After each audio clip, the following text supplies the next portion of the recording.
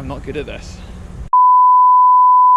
Okay, right, Al, what are we doing? What we're doing is we're filming a vlog about me going to buy my dream car. Here we go. I've been wanting to start a vlog for a while, but I haven't really had a good excuse. Or that's not true actually. It's not that I've not had a good excuse. It's just that I think that the time that I thought about starting a vlog was maybe just after I'd done a couple of interesting things that I thought would have been worth filming and I didn't film. Like, I built that gaming chair. I built my own bed a couple of years ago. Built my own bed a couple of years ago, and I think both of those things would have been quite interesting. We went to the Nürburgring last year. That would have been an interesting film. Didn't film any of it. No. And barely took any pictures. Barely took any pictures. Barely did anything. Didn't even post on social media. And I thought these would have been interesting things to film and put on YouTube, and we didn't. So this was the next thing that kind of seemed worth filming, and it's me going to buy a car that I've been talking about for 10 years. 10 years. Yeah. So we're driving to Nottingham from Glasgow. It's a 5-hour journey apparently. So we are speeding to. So we're doing it at miles an hour, and it's gonna. I wasn't going to specify how much we were breaking the law. Edit it out. Or just beep over it. Yes. 69. Yeah, we're going to go and see 2005 RS6. Okay. Why do you want the car? I want the car.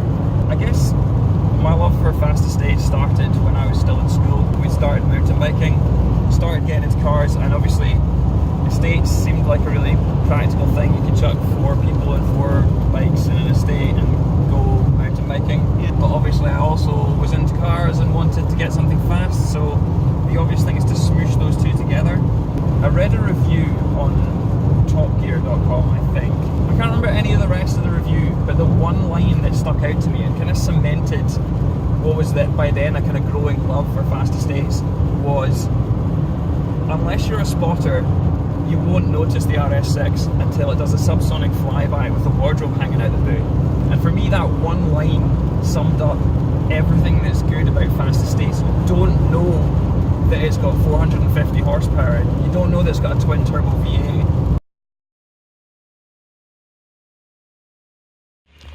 Well, we made it to Nottingham in one piece. Just waiting for the car to get to this garage, which is going to let us have a look underneath it, which I want to do, because yeah, I'm not going to film the test drive because I think that would be really weird. So we'll see you on the other side of this. In the meantime, some really cool Fords that are just sitting here. I guess that's an Escort then.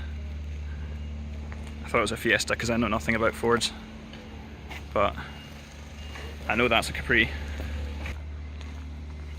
Yeah, pretty dog inside. Rusted, like the motif. Yeah.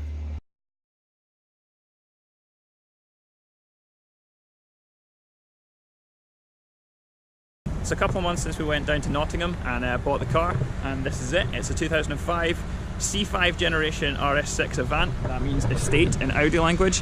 It has a 4.2 litre. Oh, it's so loud, so noisy. Thought we'd pick somewhere good and kind of away from people, but there is so much of this sort of nonsense going on. What are you doing? Tire, guys. Barely used. It's been in my garage for 6 months. 50 quid. 50 quid. No flat spots at all. No, just ignore that. Just ignore that. There's at least 7 mils tread there, definitely.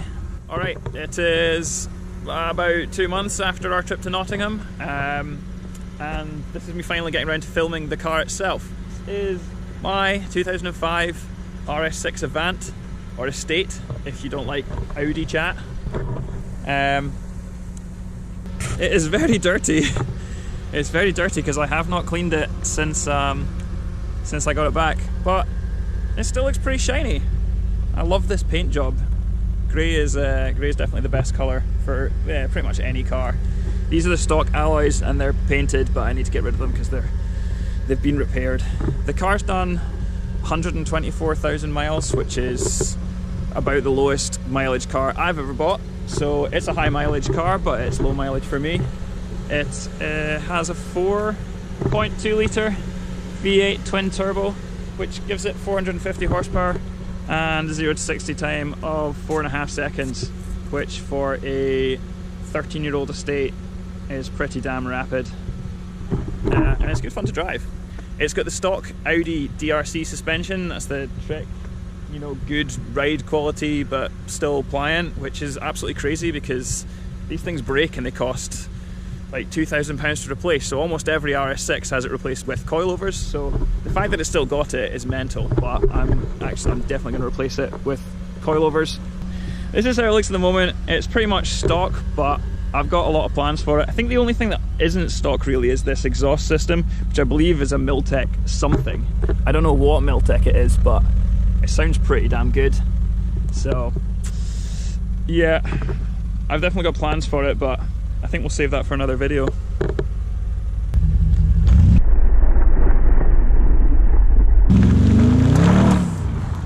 Well done for making it through what I assume was a mess of jump cuts and poor editing. I do want to point out that I've bought a lot of cars, mainly, in fact, only from private sellers, and it's generally been a really positive experience that I've always enjoyed. This is the first and only car that I have bought from a dealership, and it was horrendous from start to finish. And that's one of the reasons that there wasn't really a kind of follow-up video after the video on the way down to see the cars, because my experience was so bad that I didn't really want to film any of it. Nevertheless, I did buy the car, and it is in generally good condition. I took it to a local Audi specialist in Edinburgh, and they basically said that the car is good. There's a lot of issues that I'm aware of. None of them are kind of major. One of the issues was that the dealership presented a car that was fundamentally not ready to sell, and said that they would fix everything, and then they didn't fix everything. So one of the things that they did fix was the windscreen, which had a massive crack in it, but in the process of fixing that, I'm pretty sure they've knackered this headliner. Aside from that, it's really just niggly stuff, but the car itself, mechanically, spot on. So it's a good base for me to kind of build from and make it my own. So hopefully that's what we'll see in the kind of coming months. I also don't have a stereo in this car because I put it in my A6. So I've got nothing better to do.